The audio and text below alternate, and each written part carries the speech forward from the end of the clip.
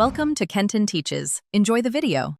You start by confirming your device uses the Apple ID you want to sync with, because iCloud ties notebooks to that account. Once signed in, make sure iCloud Drive is enabled in Settings. This stores files. Then open Goodnotes. If you just installed or updated it, the app checks iCloud availability. Do this now. It prevents conflicts later. If you skip signing into Apple ID or enabling iCloud Drive, sync won't work. So take a minute to verify both before proceeding.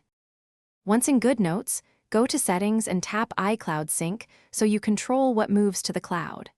Toggle iCloud Sync on. The app will begin an initial upload or download. This can take time if you have many notebooks. Make sure you allow the process to finish and keep the app open if needed. Also choose options for syncing PDF imports and automatic backups, because including or excluding those changes storage use and sync behavior across your devices. To finish, verify sync status in Goodnotes Cloud Sync panel. It shows progress and any errors. Make sure each device uses the same Apple ID and has a stable Wi-Fi connection, because cellular or flaky networks can stall uploads. If something goes wrong, try signing out of iCloud and back in, or toggle iCloud Drive off and on. This forces a recheck. Finally, give iCloud time to reconcile changes. Conflicts may require you to choose the.